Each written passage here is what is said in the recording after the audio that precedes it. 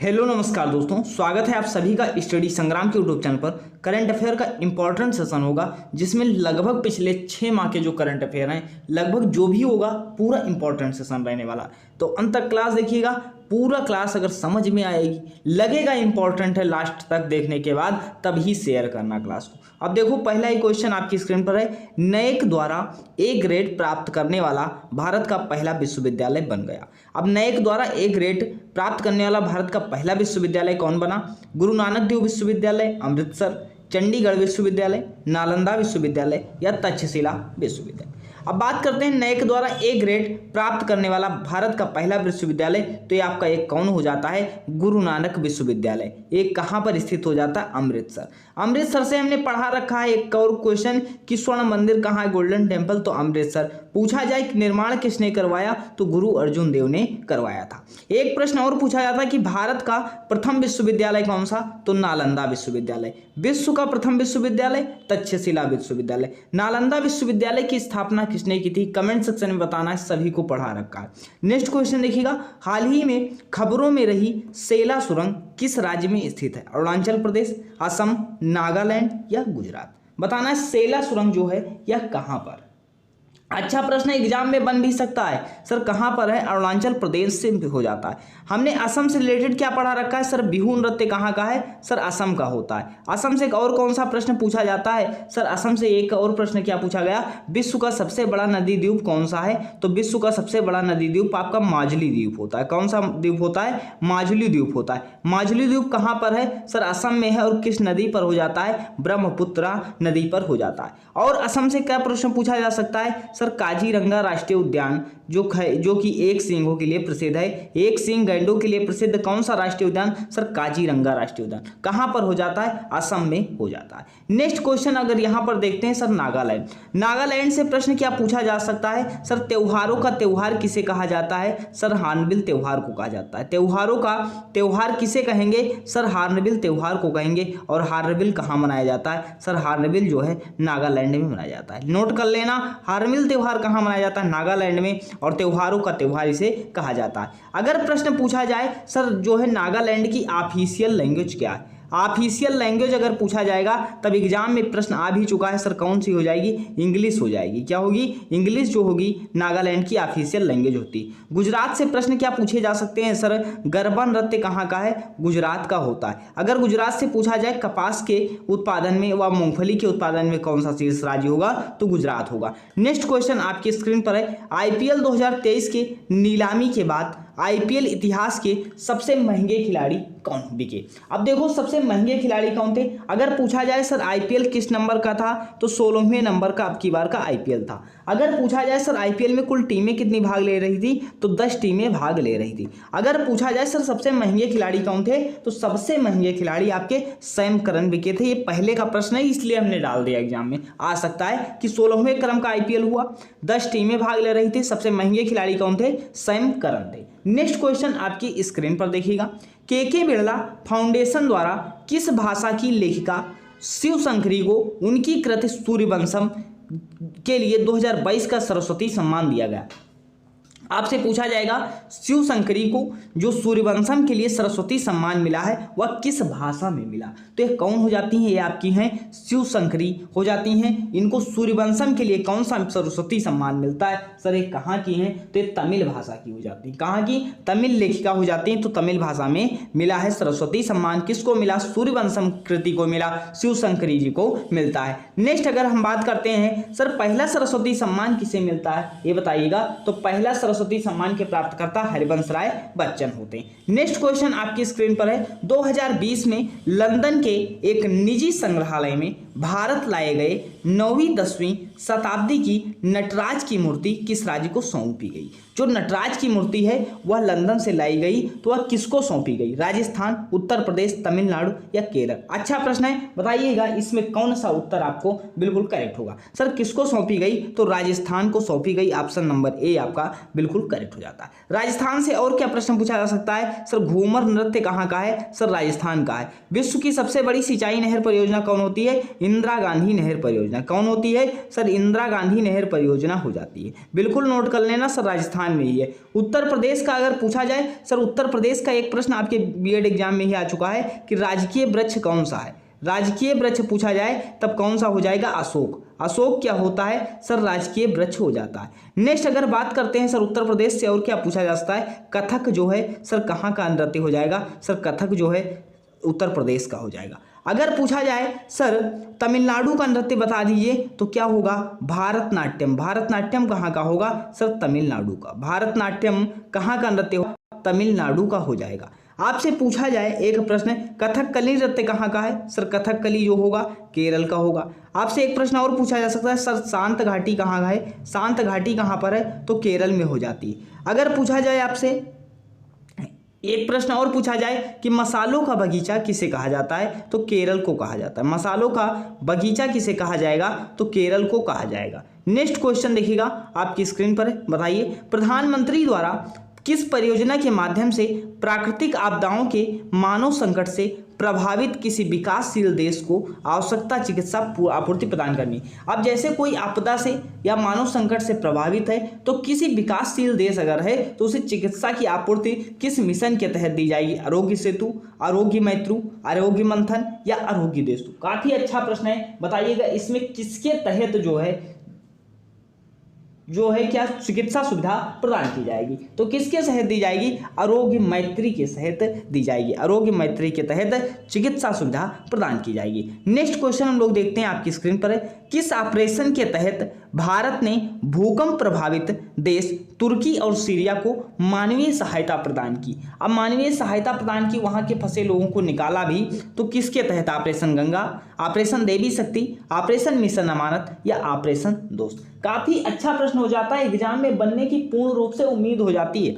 अब सर यहाँ पर क्या होगा? जो तुर्की और सीरिया में फंसे लोग थे उनको सहायता दी गई, वहां से निकाला गया। सर किसके तहत हुआ? तो ऑपरेशन दोस्त के तहत। ऑप्शन नंबर डी हो जाएगा, ऑपरेशन दोस्त के तहत तुर्की व सीरिया में फंसे लोगों को निकाला गया। अब नेक्स्ट कुछ देख लेते हैं इंपॉर्टेंट। ऑपरेशन गंगा किसके लिए चलाया गया था? जो रूस में क्या था? फंसे विद्यार्थियों के लिए चलाया गया, फंसे लोगों के लिए चलाया गया, जो भारतीय छात्र फंसे थे, जो भारतीय लोग फंसे थे वहां से। तो वहां से रूस यूक्रेन से लाने के लिए, जो रूस यूक्रेन युद्ध हो रहा था, तो यूक्रेन से लाने के लिए ऑपरेशन गंगा चलाया गया। ऑपरेशन दोस्त किसके लिए? टर्की और सीरिया में भूकंप से मदद करने के लिए लोगों के लिए चलाया गया। नेक्स्ट हम लोग देखते हैं ऑपरेशन दैवी शक्ति किसके लिए चलाया गया? तो ऑपरेशन दैवी शक्ति अफगानिस्तान में लोगों की मदद करने के लिए चलाया गया। ऑपरेशन मिशन अमानत किसके द्वारा चलाया गया? काफी अच्छा प्रश्न है कि ऑपरेशन मिशन अमानत किसके द्वारा? तो खोए हुए सामान को ट्रैक करने के लिए ऑपरेशन मिशन अमानत चलाया गया। नेक्स्ट क्वेश्चन देखिए, भारत ने किस देश को हराकर वनडे क्रिकेट में सबसे बड़े अंतर से जीतने का रिकॉर्ड दर्ज किया?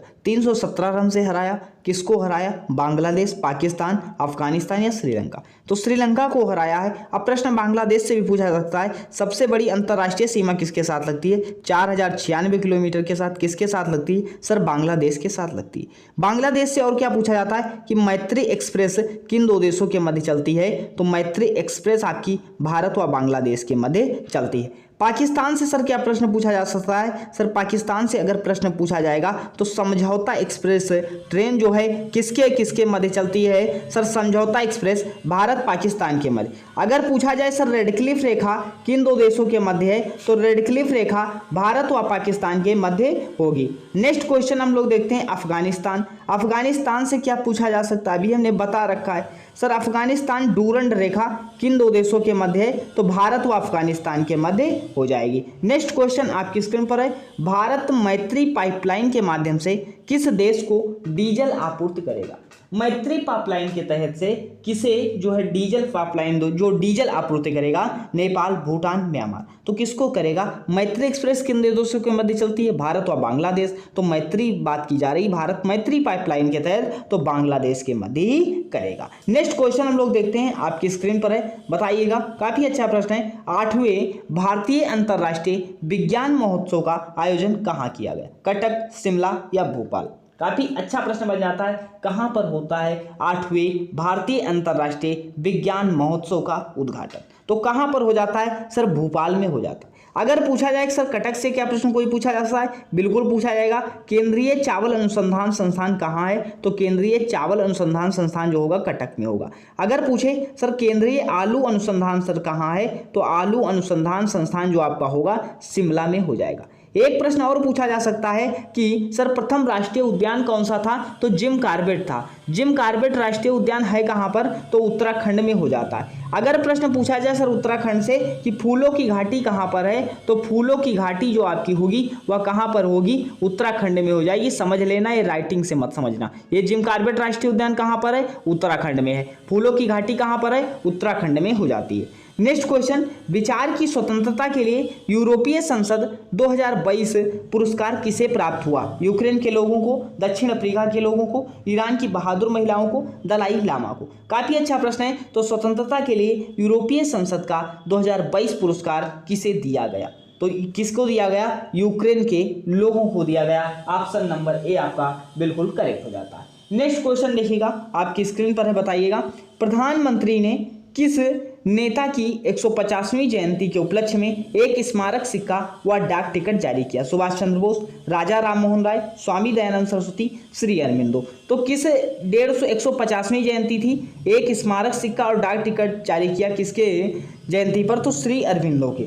अगर प्रश्न पूछा जाए, अब यहाँ से क्या और प्रश्न पूछा जा सकता है, जी बिल्कुल, आर्य समाज की स्थापना किसने ने की, तो स्वामी दयानंद सरस्वती ने की थी। अगर पूछा जाए वेदों की ओर वापस लौटो का नारा किसने दिया, सर स्वामी दयानंद सरस्वती ने दिया। राजा राम मोहन राय से प्रश्न पूछा जाए कि ब्रह्म समाज की स्थापना किसने की, सर राजा राम मोहन राय ने की थी। आत्मीय सभा की स्थापना किसने की, राजा राम मोहन राय ने की थी।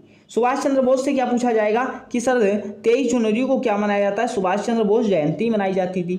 उसी का अब नाम क्या हो गया, सर पराक्रम दिवस हो गया। क्या हो गया, पराक्रम दिवस के नाम से आप किसको जानते हैं, किसकी जयंती मनाते हैं, सुभाष चंद्र बोस जी की जयंती मनाते हैं। नेक्स्ट क्वेश्चन आपकी स्क्रीन पर है, किसे अपना ब्रांड एम्बेसडर बनाया है? हरमनप्रीत कौर, आयुष्मान खुराना, दीपा मलिक, रणबीर कपूर। तो किसे बनाया, हरमनप्रीत कौर को बनाया। अगर पूछा जाए सर आयुष्मान खुराना भी किसी के ब्रांड एम्बेसडर हो जाते हैं, सर किसके होते हैं, यूनिसेफ इंडिया के राजदूत होते हैं। क्या होते हैं, यूनिसेफ इंडिया के राजदूत हो जाते हैं। दीपा मलिक से क्या प्रश्न कोई पूछा जा सकता है, जी बिल्कुल, टीबी उन्मूलन कार्यक्रम की ब्रांड एम्बेसडर कौन हो जाएंगी, तो टीबी उन्मूलन कार्यक्रम की ब्रांड एम्बेसडर कौन होंगी, ये दीपा मलिक हो जाती। रणबीर कपूर से क्या कोई प्रश्न पूछा जाता है, बिल्कुल पूछा जाएगा। सर मिंत्रा के जो है ब्रांड एम्बेसडर कौन है, मिंत्रा के ब्रांड एम्बेसडर रणबीर कपूर। थोड़ी सी आवाज़ आपको डिफरेंस लगेगी तो मैनेज कर लेना। किस स्थान पर देश के सबसे बड़े हेलीकॉप्टर निर्माण संयंत्र का उद्घाटन किया, तो देश के सबसे बड़े हेलीकॉप्टर संयंत्र का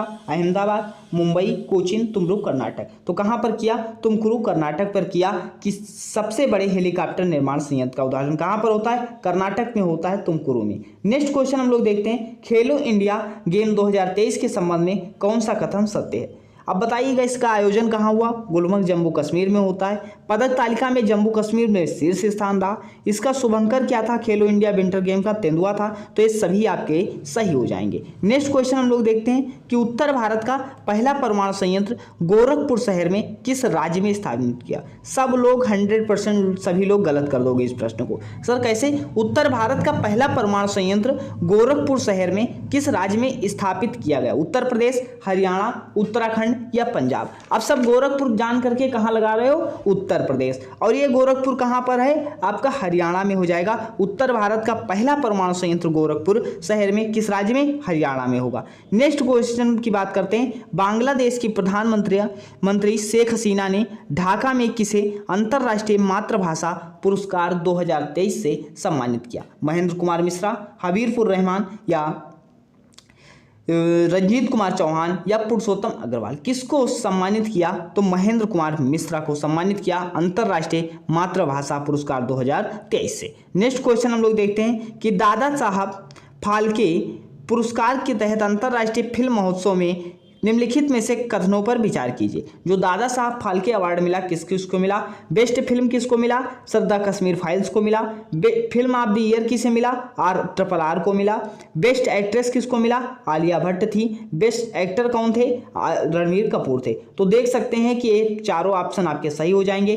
दादा साहब फाल्के के अंतर्गत best film the Kashmir files, film of the year RRR जो होता है आपका, best actress Alia Bhatt, best actor कौन थे, रणबीर कपूर हो जाते हैं। नेक्स्ट क्वेश्चन आपकी स्क्रीन पर है, फरवरी 2023 में रणजी ट्रॉफी का खिताब किस टीम ने जीता? तो रणजी ट्रॉफी किसने जीता? ये सौराष्ट्र ने जीता।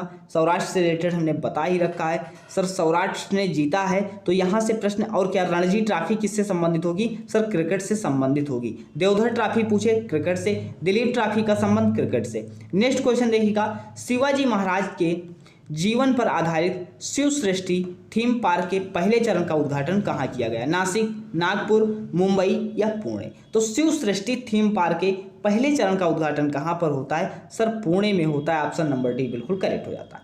नेक्स्ट क्वेश्चन आपकी स्क्रीन पर है, हाल ही में नियुक्तियों में कौन सुमेलित है? ये नियुक्तियां देखिएगा, सही बताना है सर। नील मोहन कौन होते हैं? यूट्यूब के नए सीईओ हैं। एस अब्दुल नजीर क्या है? आंध्र प्रदेश के राज्यपाल होते हैं। अगर पूछा जाए BBR सुब्रमण्यम, ये नीति आयोग के सीईओ कौन है? BBR सुब्रमण्यम। तो ये सभी सही हो जाएंगे, आपके स्क्रीनशॉट ले लेना, बिल्कुल क्लियर हो जाएगा। नेक्स्ट क्वेश्चन, महाराष्ट्र के किस शहर का नाम बदलकर छत्रपति संभाजी नगर किया गया? नागपुर, अहमदनगर, उस्मानाबाद या औरंगाबाद? संभाजी नगर किसका किया गया?